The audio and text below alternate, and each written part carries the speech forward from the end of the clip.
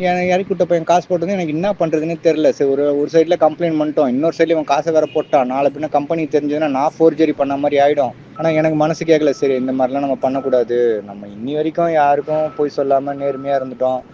அதே மாதிரி இந்த பைக் டாக்ஸி ஓட்டுறதுலையும் இது வரைக்கும் யார்கிட்டையும் எக்ஸ்ட்ரா காசு கேட்காம என்ன கிடைக்குதோ அதை நிம்மதியாக வச்சுட்டு வாழ்ந்துட்டு இருக்கோம். ஸோ இந்த ஒரு சின்ன ஒரு பேராசைனால நம்ம கொள்கை மாறிடக்கூடாதுன்றதுக்காக நான் என்ன பண்ணேன், அந்த பையனுக்கு ஃபோன் பண்ணி காசு அனுப்பி விட்டு நான் ஃபோன் பண்ணேன். உன் காசு நான் திருப்பி கொடுத்துட்டேன், நான் கம்ப்ளைண்ட் பண்ணிட்டேன், ஃப்ரெண்டும் கம்பெனியும் பேசிக்குவாங்க, எனக்கு அவங்க ரெக்கவரி பண்ணி தரேன்னு சொல்லிட்டாங்கன்னு சொல்லிட்டு நான் சொல்லி விட்டுட்டேன்.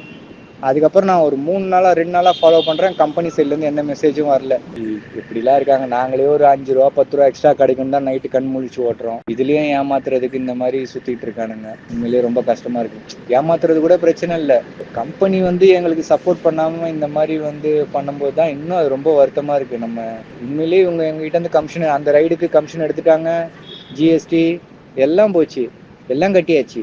ஆனா பாதிக்கப்பட்ட எனக்கு நியாயம் கிடைக்கல, என்னோட காசு திருப்பி வரல. ஆனா அவங்களுக்கு சேர வேண்டியது எல்லாம் சேர்ந்துச்சு. ஏமாத்தணும்னு நினைச்சவன் ஏமாத்திட்டு போயிட்டான். கம்பெனி காசு எங்ககிட்ட இருந்து என்ன காசு சார்ஜஸ் எடுக்கணுமோ அந்த சார்ஜஸ்லாம் எடுத்துட்டாங்க. ஆனா எங்களுக்கு எதுவுமே கிடைக்கல.